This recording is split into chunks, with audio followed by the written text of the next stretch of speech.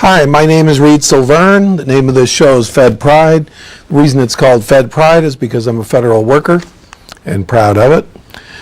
Today I'm going to talk about a number of things. I don't have a big issue. First of all, the last so many weeks I've been taking our broadband internet and putting it into the blue screen behind me and trying different experiments like webcams and so on and so forth. Well, internet is down today, so today we have a picture that's brought to you from the Elmo, which is this little kind of camera deal that they have in the control room. And today's picture is cacti, and of course I feel a little prickly today, so that's my pick. So what are we going to talk about? Well, I'm going to talk about first for a few minutes is a story that may or may not be getting a lot of publicity. The big stories lately are immigration, and that of course is a tremendous story, and selecting the new or confirming the new chief of the CIA, General Hayden. And I do have some articles about that to talk about. But something happened in the House today that I think is very significant and relates to a lot of the political stories that have been going on. And because it's about the law, it's about the federal government, and this one is more about the federal government than usual because it relates to how much does the federal government get paid by the oil and gas companies to bring oil and gas out of federal waters. And the fact of the matter is, the amount that they get paid, or that we get paid, the amount that we get rebated back, is zero. And why is that? Well, a lot of it is because of some mistakes that occurred back in the 90s, and a lot of it is the fault of the Bush administration, but even more of it, oddly enough, is the fault of the Clinton administration. So what's this all about? The House of Representatives, and that is the most conservative of the two houses right now, controlled entirely by congressmen, by Republicans. However, the Congress, at least the House of Representatives, the leadership, of course, the Speaker of the House is Hastert, but he hasn't been the strong person. It's been the House Majority Leader. And the House Majority Leader got in some trouble, got indicted for money laundering in Texas. He was Tom DeLay, was mixed up with Jack Abramoff and a scandal about Indians and a bunch of other scandals. And he's gone. He resigned from Congress. And he was replaced by a guy named Boehner, who is not beholden to the oil industry. However, he's not from Texas. However, he's beholden to, of all things, the tech trade, University of Phoenix type industry. I'm sorry to use a specific company. Please, I apologize for that. But this private university or private online university system over there, everybody has heard of the companies that are involved in it. Nobody really thinks of it as a separate industry, but it is. So that means that the House is no longer really beholden to the oil and gas industry. Tom DeLay's closest contacts, like Jack Abramoff, originally came from, and of course Tom DeLay is from that Houston area, Enron, the oil industry, ExxonMobil, Texaco, and so on and so forth. So these are the big lobbyists that held sway over a lot of the conservative Republicans in Congress. And of course, Republicans took over the House of Representatives in 1994. So they've held it for quite a long time. However, the Clinton administration made a distinct mistake, intentional, hard to say. However, it caused the federal government to lose $8 billion over 5 years in a complete and utter windfall that was not even intended by Congress. What exactly happened? There are 1,000 leases off the Gulf of Mexico. And basically, a lease is the right to drill and the right to bring up any oil. And just like any other country or any other owner, the owner gets a royalty, which is an amount based on sales, the sales price, not the price of bringing it up, not some preset, dollar per barrel, but in this case, a set percentage of the sale price. That means if that sale price is $75, the government would get, I believe, 16% of that. Now, the amount of the value of the oil that's taken out of the Gulf of Mexico on the American side is now tremendous. Basically, America produces about 5 to 6 million barrels a day of oil, tremendous amount of natural gas. Most of this is on federal land or federal waters in one sense or another. So what does this mean? Well, what happened was in the late 90s, 98 and 99, the original law said that the leases would forgive any royalty to the federal government until the price of oil went to $34 a barrel. And $34 a barrel seemed quite high back then. However, it's not high now. Why? Because the price of oil has gone up to $75 a barrel. It's probably around $71 today, but it's a little bit different every day. But that's more than twice this limit. And the Department of the Interior during 1998 and 1999 issued 1,000 leases and left out the provision required by Congress that there be that this forgiving of the royalty have a threshold, and that threshold was $34 a barrel. So technically, when the price went above $34 a barrel, all the oil that was bought up should have had a 16% royalty. That would have been about $12 a barrel. If there's 1 million barrels a day coming out of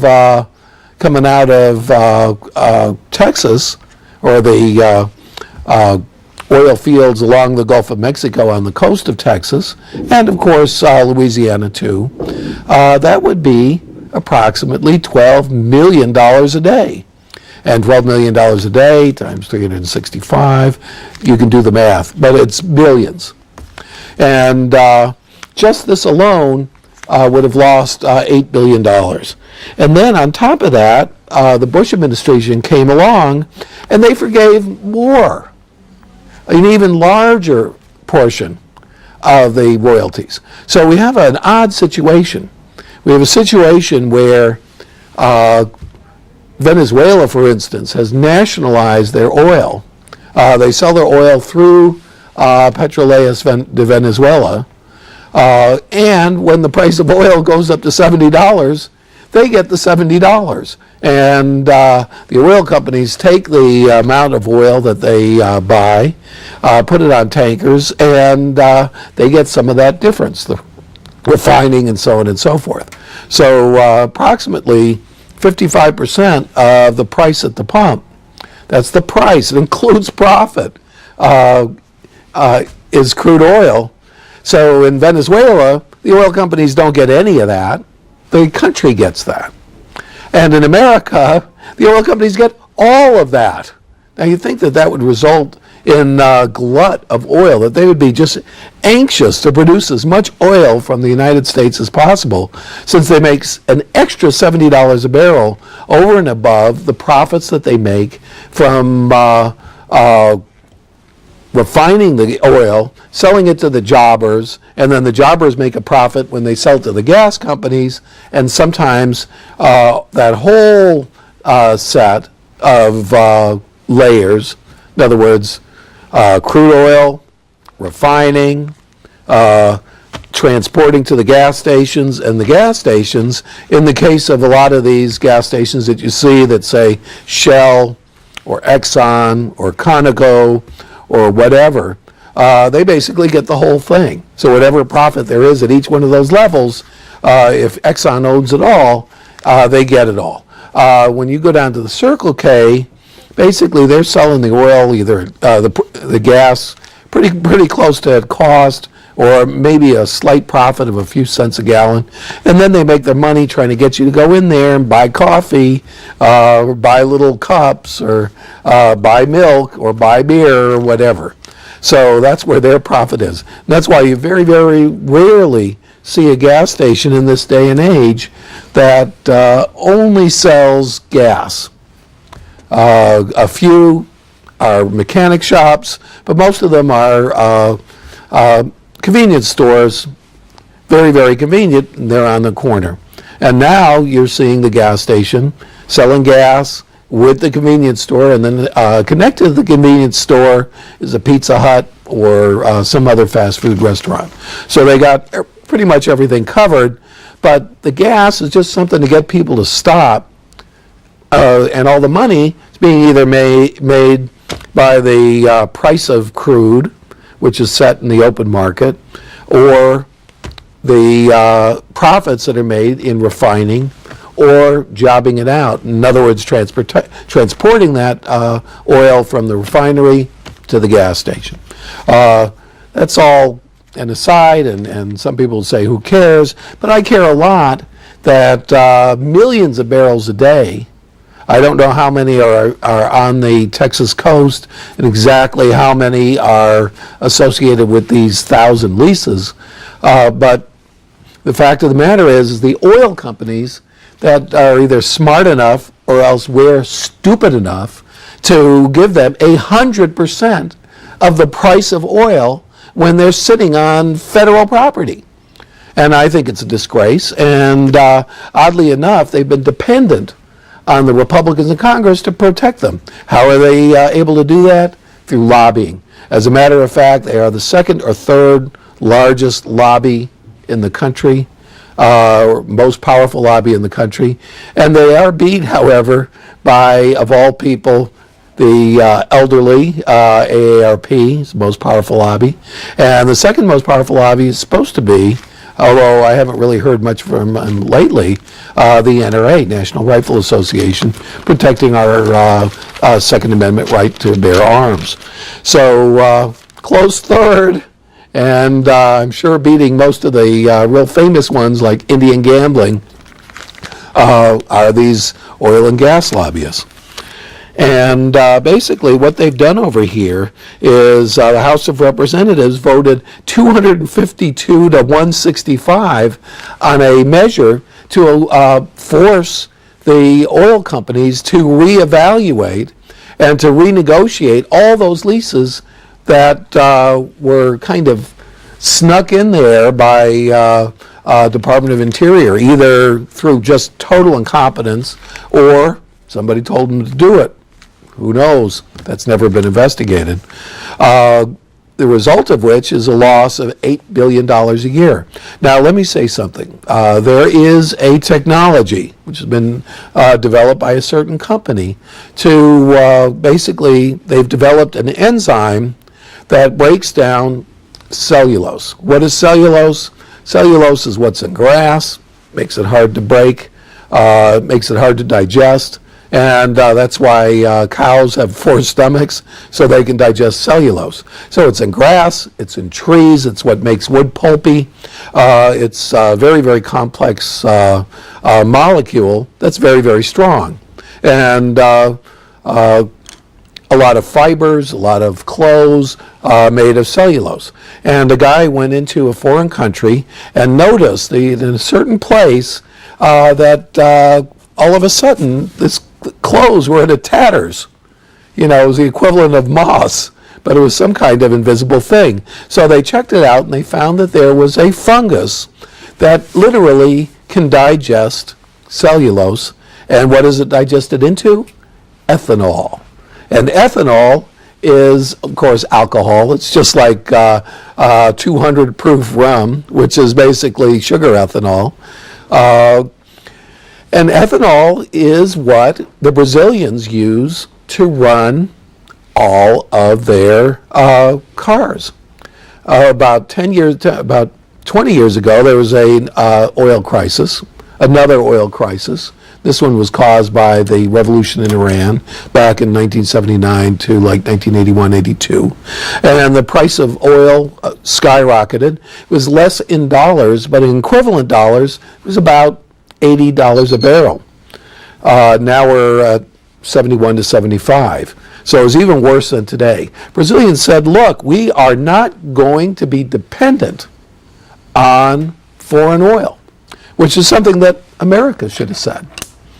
But we didn't, because we have lobbyists who work Congress over on behalf of the 5 giant oil companies and a whole bunch of smaller ones too. So what finally happened? GM and Ford, of all people, our car companies who had car plants in Brazil, developed a technology so that their cars will run on ethanol, which is pure alcohol, or gasoline.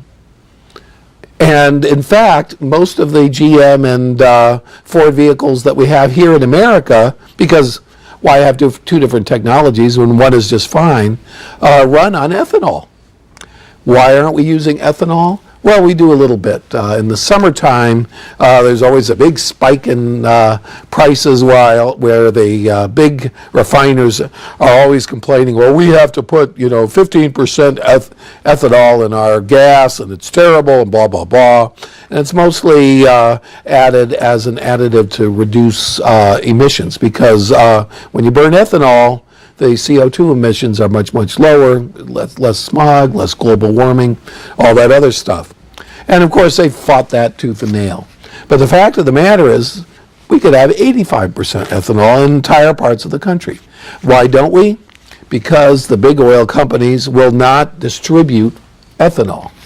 They'll distribute 15% ethanol and 85% gas, because it keeps this whole machine running. However, if we had 85% ethanol and 15% gas, where would we be? Now, we have a tremendous oversupply, and we basically pay off farmers an extra probably $40 to $50 billion a year, buying more potatoes, more beans, more corn, more soybeans than we actually need in order to keep the prices up so the farmers stay in business. Those are called agricultural subsidies.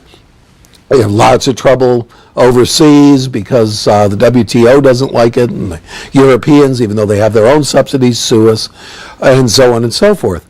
However, we could take all that excess everything, and we could convert it to ethanol and reduce the amount of oil that we import.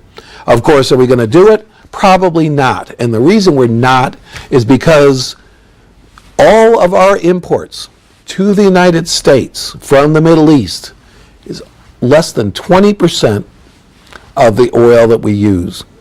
And all of the imports, period, are less than the amount of gasoline that we use. So if we could really improve or have an alternative, they call sustainable mobility, on our car fleets, basically we would put oil imports right out of business, just like the Brazilians did. The Brazilians put them out of business. They do not import a barrel of oil. They do import natural gas, and they're having trouble because of that, because Bolivia cut them off basically and nationalized their plants, the natural gas they buy in Bolivia. However, they're not dependent on Exxon, on Texaco, on Chevron, none of these oil companies, not a bit. And of course, not only can you have hybrids, you can have hybrids. Hybrids is a big battery, hybrid battery for acceleration, and then a backup small internal combustion engine that uses gas. Well, it doesn't have to use gas. Hybrid could use ethanol. So what they developed is they found this fungus that digests basically cellulose, and they found out that they could use it to take all of the lawn waste that we now fill our landfills with, all of the excess stuff that comes off of sawmills, all of the excess stuff, the corn stalks and all of the other stuff that's not actually corn, all of the other parts of the plants and all of different agriculture. All of that stuff that's now used for mulch or for feed or thrown into landfills, all could be put into vats, and for $300 million a plant, developed into pure ethanol, and at about $60, $70 a barrel, just about what it costs now. So what's the problem? Why don't we do this? Well, they're trying to build the first plant, and the first plant would be in Idaho, where they would use everything left over from potato processing. So, all the potato peels that don't go into McDonald's fries and so on and so forth would go into a big plant, giant vats, and basically fermented with this enzyme into alcohol.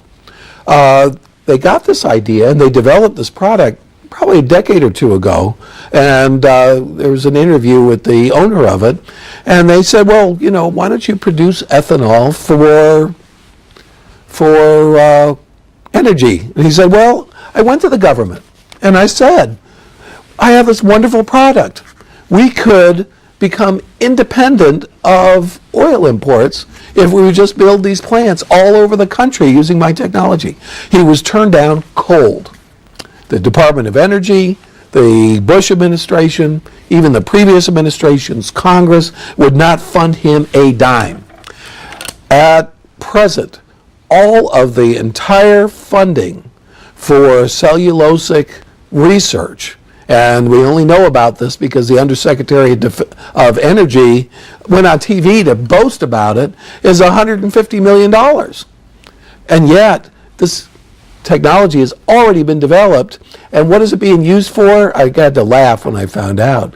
It's being used for stonewashed jeans. Every time you see those jeans that instead of being blue are kind of white on the knees, they use this guy's process to eat away the cellulose in the denim in order to have it appear to be stonewashed. So what does this mean? This means that the technology is here. There's hybrids. There's no reason why we can't convert all cars on the road to hybrid. And there's ethanol. There's no reason why we can't go from gasoline to ethanol in these hybrids. And basically, within 20 years, all we need is the commitment.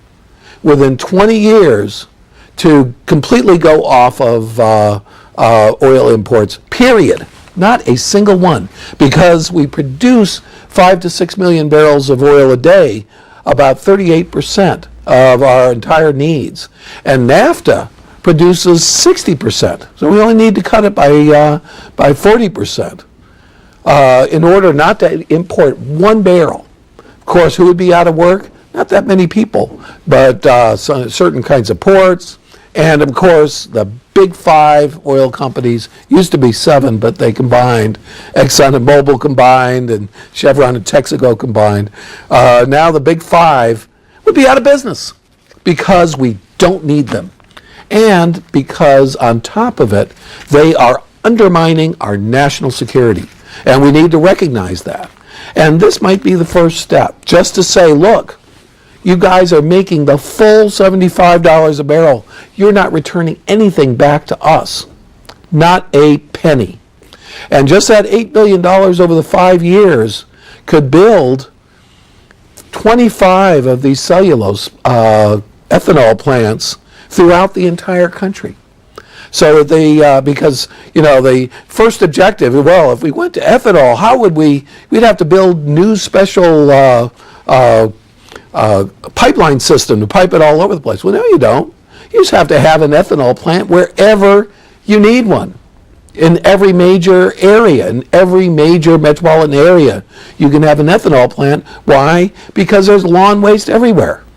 And it would reduce emissions. It would be better for the environment. But to be honest with you, I'm not that big an environmentalist. I believe we need to do it for national security. And we need to stop being dependent on Islamic and Islamist nations like Iran and Saudi Arabia, and our other enemies, Chavez in Venezuela, our other big exporter. My name is Reed Silverne. The name of this show is Fed Pride. The reason it's called Fed Pride is because I'm a federal worker and proud of it. This will probably be on Sunday and Tuesday, and tune in next week as well.